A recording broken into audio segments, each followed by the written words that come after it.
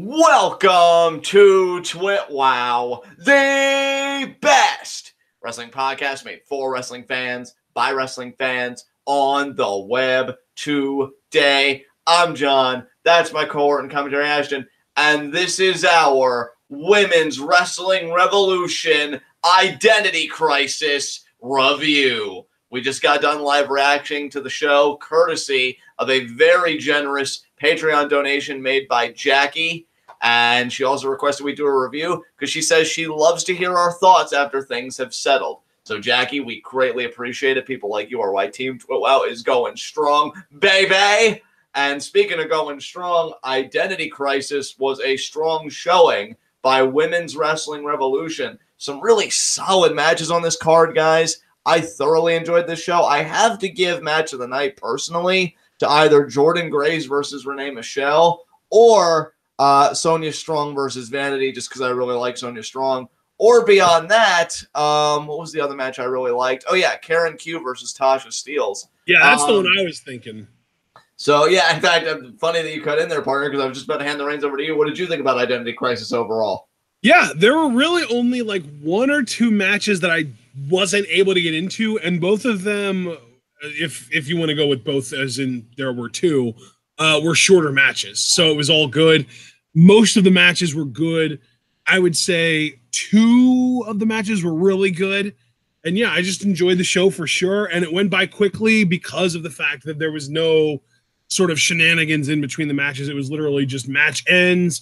Let's see the reactions of the competitors and move on to the next match. It was really well edited, aside from the one little hiccup during the Jordynne Grace Renee Michelle match. But even that got resolved pretty quickly, and there wasn't too much of a problem after that. And yeah, this was just a fun show, and I enjoyed it, and I appreciate the donation and that you gave us a good show to react to, Jackie. Absolutely. So, partner, with that said, let's not waste any more time. Let's get right into the formal review. So, we start with Maria Manic and Penelope Ford versus Team C Stars, Ashley Vox and Delmi XO. What do you think about this opening tag match? Yeah, I definitely noticed that Ashley Vox is like really petite, or at least she seemed really petite when she was in there in the ring with Maria Manic, because Maria Manic is a bigger woman. She's really like thick and muscled up and a very impressive specimen. But yeah, Ashley Vox, much smaller and seemed to be more of the seller of that group, kind of playing that sort of Chad Gable role to Delmi XO's Jason Jordan with the hot tag. But yeah, I thought this was a solid match. Nothing overly great or memorable about this match, but I didn't really dread it at any point either once we actually got the names down. So yeah, this was fun, solid, easy to watch and enjoy match. Absolutely. I liked Maria Manic. She was really good. As I said, this show... As far as the individual talent in this match, Penelope Ford was my favorite, but not necessarily even because of her performance in this match specifically, more just because of what I've seen her do outside of this show. Right.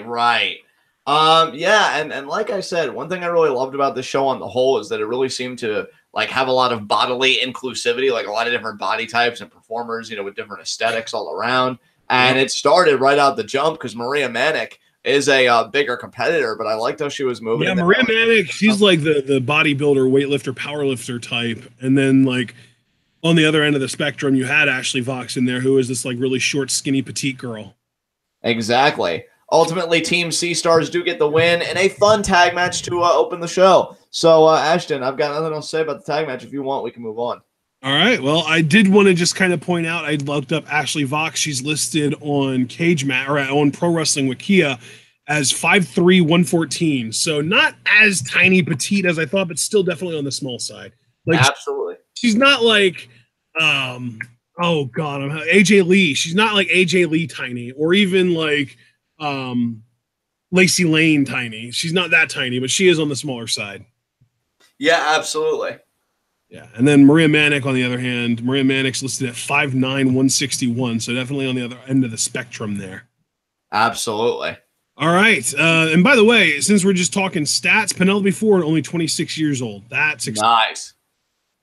Absolutely. So after this tag match, we did have a match involving the, well, I won't say debuts, but definitely two introductions for us to brand new performers to us. Willow, Nightingale, and Skylar I enjoyed both of these women. I know you did too. Willow Nightingale, really enjoyable. She's a bigger woman, but she can move, and her size isn't distracting by any means, like a Viper can be sometimes for us at least. But she can move. She was rolling around. She was moving really well. She was doing some drop kicks. She did some impressive stuff. And then Skylar, and because of Willow's size, she was also able to be a really good base for Skylar, and that allowed Skylar to really do some impressive stuff. And Skylar had some impressive power stuff as well. So, yeah, I thought that they were both really good and enjoyed this match. I'm right there with you. You know, Willow Nightingale moved really well. I loved a drop kick. I feel like that she got on the middle rope at one point in this match. That looked really impressive. Yeah, she went up to the middle rope, and I think this was the match that I'm thinking of where she like got up to the middle rope and kind of fell off at first. And no, I think that was Alexis Rose. That was Alexis. Yeah, that was Alexis Rose. Willow. No, you're right though. Yeah, Willow, though, did some, like, really nice kicks. Skylar also looked impressive. I know she did, like, an Asuka-based knee at one point where it was, like, almost like the hip toss position, but into the knee to the face. Yeah, I love that move, man. Solid back and forth between these two women. So, like you, yeah, I enjoyed. And since we were bringing up stats in the last match, it's definitely worth noting Skylar is only 21 years old. Damn, dude. Yeah. Yeah. Well, I mean, to be fair, neither one of these women were over 25. Willow's also 24, so... Yeah, there you go. I mean, it's amazing the youth movement going on in wrestling right now, and it's nice to see that continue in women's wrestling in particular, and just great back and forth. And I'm happy you made that comment like about Viper, because I saw women on this show that I feel like were comparable to Viper in terms of like their build or just, you know, their bodily makeup, and I enjoyed them so much more than her, if I'm just really being truthful. Yeah. So yeah, this was great. Fun matchup. Yeah. And then I'm also just going to bring up that Skylar, at the point of this match, had only been in the business for 1 year, and Willow 2 years. So very, very new to the business, both of these women, and the fact that they were as good as they were this quickly is very impressive. Absolutely, man. Fun outing. So after this, we did get Sonya Strong taking a big win here from Vanity. I guess Vanity had been on a show, a Women's Wrestling Revolution show that we'd seen before, but I didn't remember her. But I did remember Sonya Strong. I knew that I liked her, and I liked her even more in this match. She just keeps getting better. I love Sonya Strong. Sonya Strong, man, has really turned a corner with me ever since we saw her on the NYC2 recently. Yeah. I feel like, I don't know if it's healing it up or change in attitude. Sonya Strong. Excuse me, no, Karen Q. I get it mixed up. I got it mixed up on live reaction. No, Karen Q. I apologize. Because actually, no, we're not even on that match. We're on Sonya. So, yeah, no, I'm all over the place. No, Sonya Strong, okay, if I can get it right. I remember loving her match with Taylor Hendricks because I did reference that in live reactions. Yeah. And I keep loving her here. I think she might actually be one of my favorite women's talents working that I just don't watch with any kind of regularity, which is a shame. Because we even asked Jackie, and she said, like, Women's Wrestling Revolution and House of Hardcore are pretty much her hotbeds where most of her work takes place in because she's a New York-based wrestler. I thought she looked great against Vanity here. You know, her kicks, her intensity, everything this woman does has an air of legitimacy to it. Like, she gets down to brass tacks. It is nuts. So, yeah, dude, I thoroughly enjoyed this. And Vanity wasn't bad either, to her credit. Yeah, no, she was pretty solid. It was really more selling for her than anything. And she did a good job of that. She did a good job of making Sonya Strong look strong. She did a good job of making all of Sonya's offense look very painful and really did a great job of kind of selling the exhaustion of just being in the ring with Sonya. Like, Sonya is such a dominant presence that just being in the ring with her for a long enough time is enough to wear you down, even if she doesn't do a ton of crazy stuff to you. It was just a really well-told story, and Sonya came out on top and was very dominant. Absolutely. So, with that said, moving on to our next matchup. Yeah, now we can get to the. Now we can get to the jumped. Yeah. Karen Q versus Tasha Steelz. I'll let you handle the talk. I jumped the gun there. I apologize, guys. But yeah, Karen Q's really been turning a corner with me since her recent outing in the NYC this year. I don't know if she's had a change in attitude or what, but she's just really clicking with me in a way that she never has before. She feels less bland because honestly, in the early matches that we'd watch of her, that would be the word that comes to mind. Like, she's serviceable in the ring, no doubt about it, but she's very bland. But here, I don't really get a sense of blandness from her. I don't know. She's been turning up the heat. Tasha Steelz was very good in this. I appreciated her athleticism.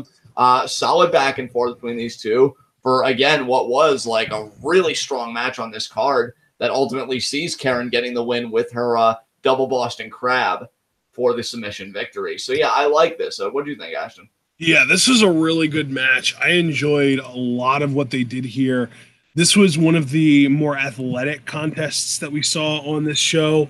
And early on in the match, we got one of those sort of like tit for tat, double drop kick, and then stand up and face off spots. And I love when we can see those in women's matches, because if there's a trend in women's wrestling that I really want to see get bucked, it's that too many women are trying to be like the strong style and not enough are going for different styles, whether it's the pure power like Jordynne Grace or the one that I'm most sort of like craving to see in women's wrestling is lucha. I want to see more women going for that high flying lucha style. We need a female Ricochet, brother.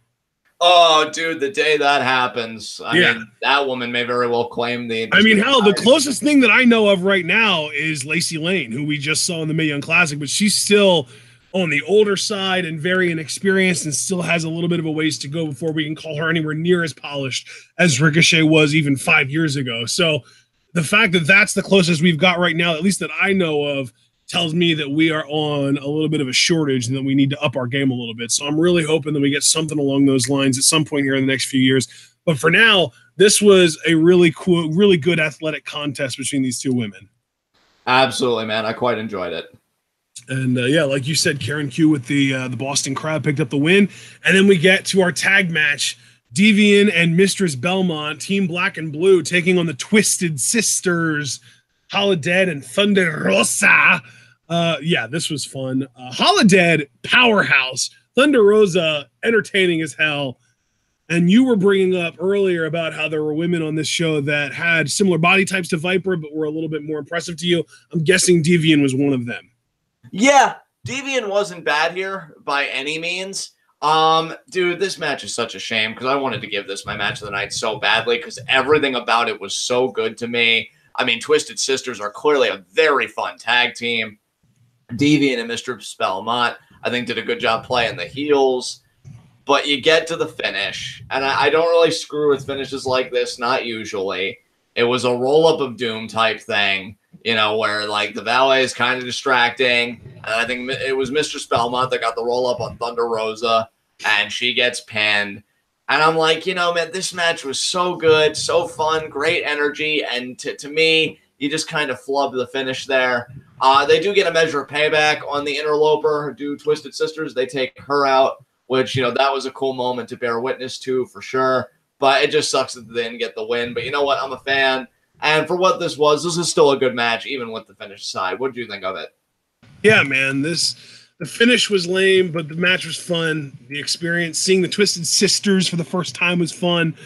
And yeah, I didn't even realize it until right now, but I don't think we really paid any attention to the other side of the ring at all. Like I know Mistress Belmont and Davienne were in this match, but I feel like I barely even noticed their presence because of how overwhelming the presence of the Twisted Sisters was for us, or at least for me personally. Oh yeah, dude, for sure. I completely agree with you. Yeah, it's Absolutely. Like this felt like Twisted Sisters versus Anonymous A and Anonymous B, which is unfortunate because Davienne did do some impressive stuff here for a woman her size. And we've seen Mistress Belmont before and we've enjoyed her work before. This was just a Twisted Sisters exhibition for us because this is our first experience with them. And we already knew we liked Thunder Rosa coming in because of her work as Cobra Moon. And this was just great. Absolutely. I completely agree with you. Couldn't have said it better myself. All right. Well, that being said, I guess then we can move on. Our sixth match out of 9 was Gabi Castrovinci versus Barbi Hayden. I came into this match thinking Gabi was going to impress me because I had heard from a lot of people that she had really improved and gotten pretty good at wrestling since her time on Tough Enough, which was, I want to say like 3 years ago was when the Tough Enough was that had like Patrick Clark and, you know, a bunch of other people that never actually made it in the business in it. I know the winners ended up being Sarah Lee and Josh Brettel, but neither one of them actually made it. They both got their initial Tough Enough contracts and were cut by the end of them. Sarah Lee got pregnant with Wesley Blake's child. Josh Brettel, I guess, just rubbed people the wrong way backstage and didn't make it. But the two people that we can genuinely say made it from that season are Patrick Clark, Velveteen Dream, and weirdly enough, Gabi Castrovinci here. And she's been doing her thing on the indies. She is currently one half of the Shine Tag Team Champions with Santana Garrett, who you and I both absolutely love and want to see more of. So that's interesting. And apparently Santana wasn't very happy about getting paired with her, or at least from a kayfabe perspective. I don't know if Jackie was saying kayfabe or for real there. So I was thinking I would be impressed by Gabi, and I ended up being more impressed by Barbi Hayden here. Oh, yeah, absolutely. Barbi Hayden was definitely kind of the surprise to me. Gabi wasn't bad by any means, but I feel like Barbi had more presence. I loved her aesthetic with the silver hair and everything. And I felt like she just looked good overall in the ring. You know, I like the stuff she was doing. But Gabi ultimately does win this match with an armbar, which, I mean, again, solid matchup. But the ending kind of felt like, at least to me, that it came out of nowhere and was very abrupt. I don't know how you felt about it, but I was just like, yeah, it felt kind of abrupt for sure. Yeah, I wish they would have done a bit better in telegraphing that. You know, maybe Gabi, like, working the arm just a little bit or something. Because, yeah, it was just like, oh, she slapped it on. That's it. But yeah, Gabi gets the win in what was a decent match, and I hope we get to see more of Barbi Hayden in the future. Yeah, I mean, Jackie did say that she was thinking about having our next reaction be to the WWR show Brick House, I believe. Yeah, Brick House. And Barbi is on that show facing Alexis. And Alexis, also known as Alexis Edwards or Alexis Nevaeh, or Alicia Edwards, Eddie Edwards' wife, basically. We've seen her on these shows before. Yeah. So, yeah, nothing really much more to say than that. I enjoyed this match, and I look forward to seeing what they can do in the future. And then we get to what kind of felt like, in a way, almost like a triple main event. We had three kind of bigger matches that got a little more time, that felt like bigger deals, starting with Veda Scott versus Alexis Rose. We already knew that we liked Veda Scott coming into this. There was no question about that. We already liked her. I really liked Alexis Rose coming out of this. And we were talking about, oh, she looks like, you know, a little bit of Deanna, a little bit of Taylor, a little bit of Paige, but the look doesn't really matter that much. She did some impressive stuff in this match. Oh, yeah. I mean, dude, as you said, Veda, we already loved her. I'm always going to love her. I love her, like, viciousness and stuff like that. She's great. But yeah, Alexis Rose, man, she showed up and showed out. I mean, she came in there. That one move she did that, like, she couldn't really get it off the first time, but the second time when she did almost like that old school, but with the forearm to the face, that was really cool looking. Yeah, she's definitely got a presence about her. That was really one of the big words coming out of the show for me, is presence. Like, all these women in their own way have like this unique trait or this defining characteristic that I'm like, oh, that's associated with so-and-so and so on and so forth. So, yeah, I definitely say Alexis Rose made the most of her opportunity. Veda does get the win in this match, but all the same, I think Alexis Rose made the impression, which is, I think, just as important. And, yeah, that's another one where I hope we see her more, like, on these shows. I think that'd be great. Yeah, and Alexis Rose, it's hard to even comprehend this because she doesn't move any different than other relatively athletic women that we saw on the show, but she is 5'10", almost 150 pounds. She is, by women's standards, along the lines of a giant. Like, she's basically like Charlotte or Alicia Fox size. She is on the taller end of the spectrum of women's wrestlers, and she moved so well in there, you never would have guessed that. Absolutely, man. I completely agree with you. Yeah, so very impressive introduction, for us at least, to Alexis Rose, also known outside of WWR as Clara Sinclair. I don't know if that's more of a familiar name to anyone else, but she's also known as Clara Sinclair outside of this show, outside of this promotion.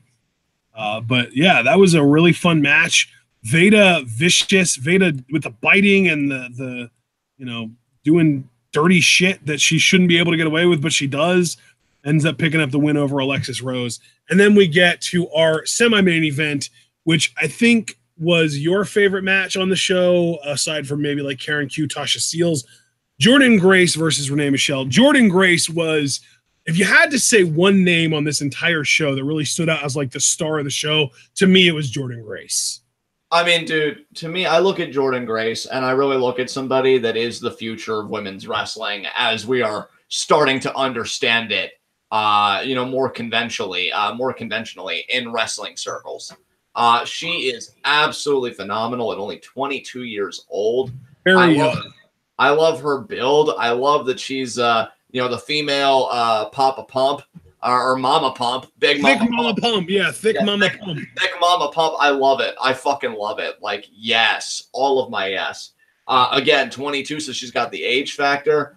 Being a power lifter, like you could see that come through, and her offense, she's just fun to watch. I had a lot of fun with her. And, Renee Michelle, she wasn't bad either. She got a beautiful looking, like, pop-up moonsault at one point that Jordynne Grace kicked out of. So, like, she was pulling her weight. But Jordynne Grace, I love that she won with a bear hug. And I love the kind of bear hug it was, because she seemed to, like, squeeze the life out of Renee Michelle and go low with her. And the ref did what you like, Ashton, because I know how much you love those spots where they do the arm check. And she actually got the arm down 3 times. So what a dominant showing for Jordynne Grace with a classic maneuver.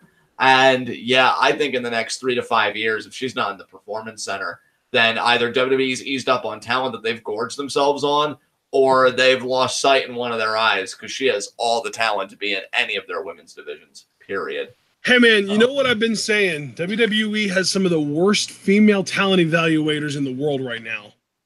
Well, then, I guess Jordynne Grace will have an interesting career on the indies, maybe some Impact Wrestling, maybe some Lucha, maybe. She's great. Hey, I mean, if they want to bring her in as, like, a Cage disciple or maybe even as Cage's daughter, that would be amazing. Dude, yes. I just think the world... I mean, if they're closer in age, I don't know how old Cage is. Cage could be, like, 28. Cage could be 38. Cage could be 40 for all I know. I don't freaking know. I mean, hell, they could bring her in as his little sister. That would be amazing. I mean, dude, here's the thing. If they're both machines, those kinds of considerations don't matter. She could just be a daughter by other means. Yeah. So like, like she just came off the same assembly line as him.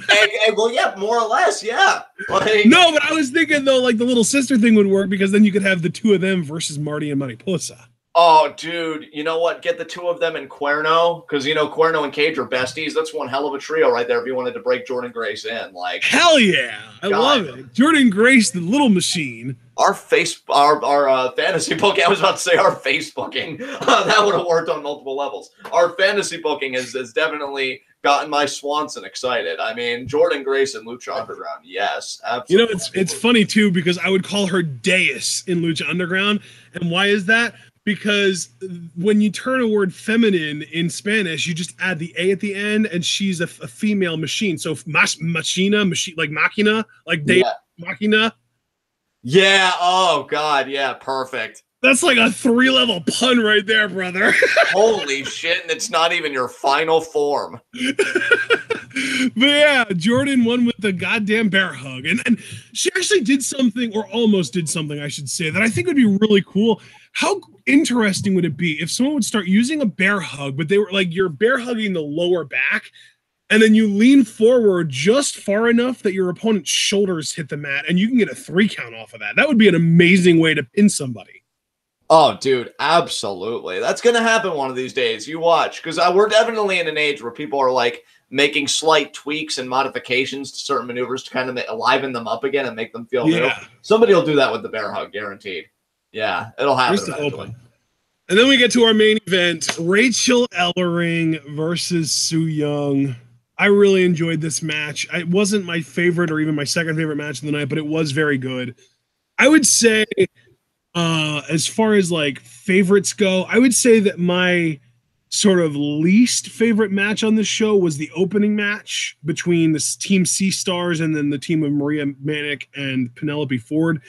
And then my next least favorite would be Gabi, Castrovinci, and Barbi Hayden. But other than that, I don't really know if I have a least favorite match. I enjoyed all of the rest of the matches on this show to at least some degree or another. And I can't even think of which one out of the other 7 that I disliked, because I don't think I disliked any of them. Yeah, man, I completely understand where you're coming from there. This main event was fine. I mean, here's the thing. We've seen Ellering before. I think this is like the best outing that I've personally seen from her. Su Yung, I've seen bits and pieces in Impact Wrestling. I gotta show you some of Rachel's work from Wrestle Circus, because I feel like that's where I've seen her, that she's been given most of an opportunity to really show her stuff. Right. But that's what I was saying. Like Su Yung, I've seen bits and pieces of her more as a character performer in Impact Wrestling, very little like in-ring stuff. So this is my first like bell-to-bell exposure to Su Yung. All right. You know, I mean, nothing like it's funny because she's definitely been like winning a lot of titles. Like she had titles there. I don't know. No, Tessa Blanchard's the current Knockouts champion, but I know before her, I believe it was Su Yung. You know, good enough. I honestly, I'm not as stoked on her as I was some of the other women in this thing, but I think, you know, she does have definitely a unique aesthetic about her with the whole gimmick that she's got going on. And she definitely seems more like a character performer. I don't think she's ever going to be the type to give you like that 5-star match, but will she give you a match where like her mannerisms and her character are kind of the more memorable beats hit in a match? I would say that's fair. So yeah, Rachael gets the win after Su Yung, you know, accidentally missed a referee. And then Rachael gets kind of like, from what I remember, it was like a power bomb of sorts. It started out like a fisherman. Yeah, she lifted her up like she was going to do a suplex, but then she dropped her into like a sit-up power bomb spinebuster thing. Yeah, and second referee came in real quick, which I actually like that. You know, no nonsense on the ref bumps. I appreciate that. I think was actually a really nice touch. It was actually a nice fake out. Like the swerve to the swerve is there is no swerve. Exactly. And yeah, that's really all I've got to say about it. Rachael wins. Crowd shows Su Yung respect after the bout, and we close out Identity Crisis. I enjoyed it.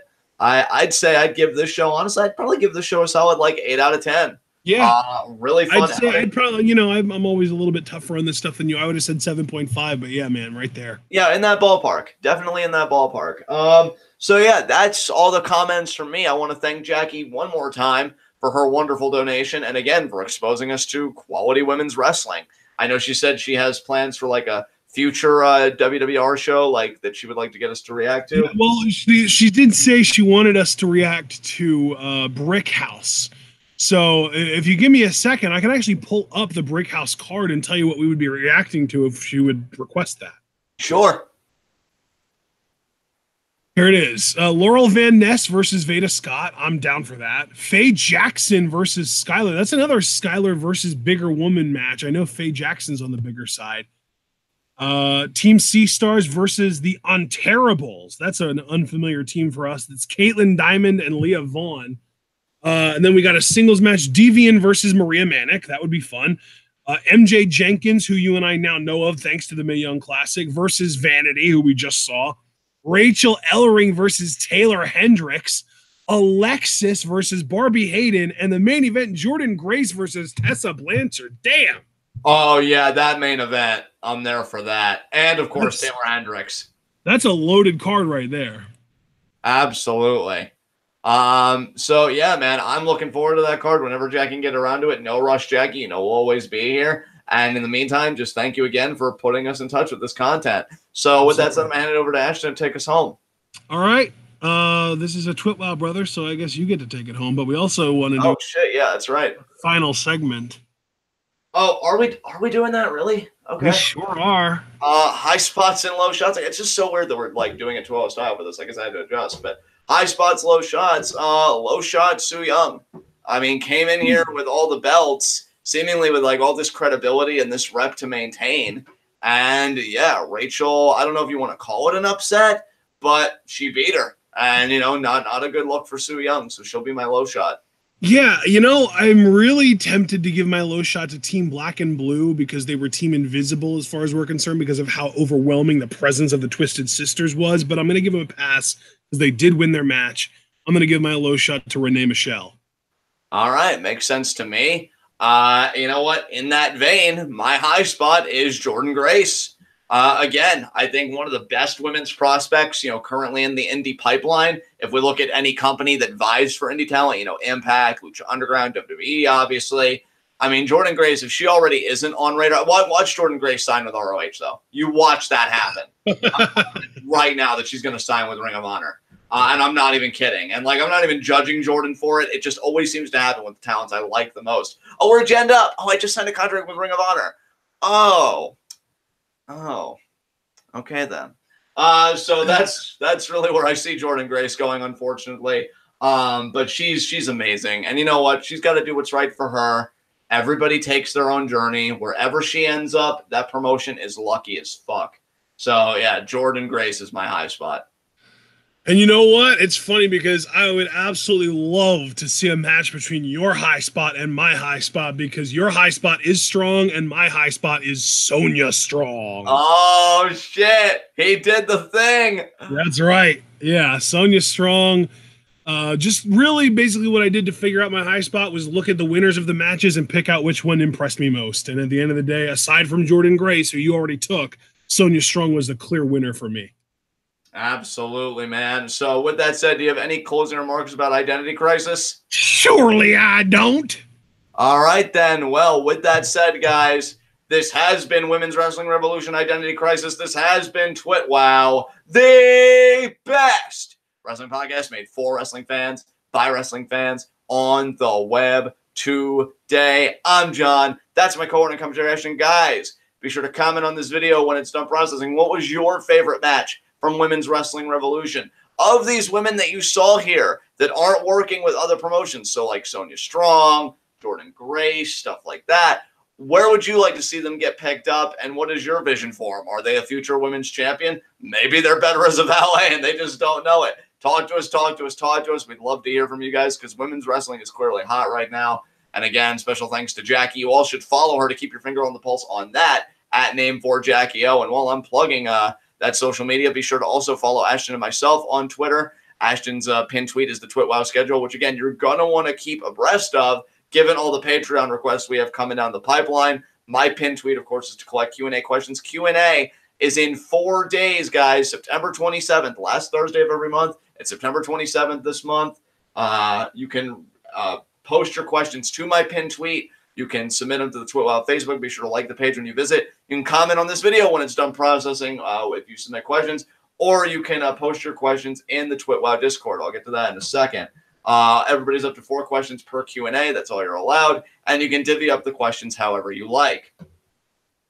With that said, also check out the TWitWoW Teespring store. A lot of merchandise offerings from wrestling-based shirts to Scum Squad merch and everything in between. So check that out. And again, the Patreon, you just saw this is a Patreon request made by Jackie. If you want to be like Jackie and you want us to discuss a show or any of the people that we've got coming up, because it seems like a shit ton, then the fast track to that would be donating $3 to the TWitWoW Patreon. That gets you Discord access. It is the ultimate fan server. Most passionate TWitWoW fans congregate there. And we talk about everything from music to movies to video games to, of course, all things wrestling. Wonderful community. You'll definitely want to be a part of it. And if you maintain your $3 a month donation, sooner rather than later, you'll be up to a point where you can cash that money in for a live reaction or a review or both, as Jackie did here, for a show of your choosing. We do all the price breakdowns and everything on the Patreon, so you're going to check that out and read that through, because we've even got Brandon Best, a diehard TWitWoW fan, having us do a CCW show, and for really hardcore shows, you pay double. So that's how badly Brandon wanted it. So again, total breakdown of how the Patreon works in the Patreon link. And I can't think of, oh yeah, as far as like plugging the actual video, I already said to comment. Be sure to like the video. The more likes you leave, the more likely our videos are to be the top search result for wrestling videos on YouTube. And when you're the best at what you do, the top is the only place that you belong. So please leave that like. Subscribe to your new favorite wrestling podcast if you haven't, and click the bell icon for notifications so you never again have to miss that scintillating TWitWoW content. Until then, guys, we will see you again. When are we seeing them again, Ashton? Is that going to be Tuesday for the live Tuesday reaction? we have New Japan in the afternoon, and then SmackDown on the nighttime. So Tuesday, I'm guessing that'll be 4 p.m. So guys, Tuesday, join us at 4 p.m. Eastern time for, I believe it was Destruction in Kobe live reactions. And yeah, Kobe. But regardless, you guys know what I meant. We're live reacting to it. That's all you need to know. And then join us after. I mean, or if you want to sound super white about it, you could call it Kobe.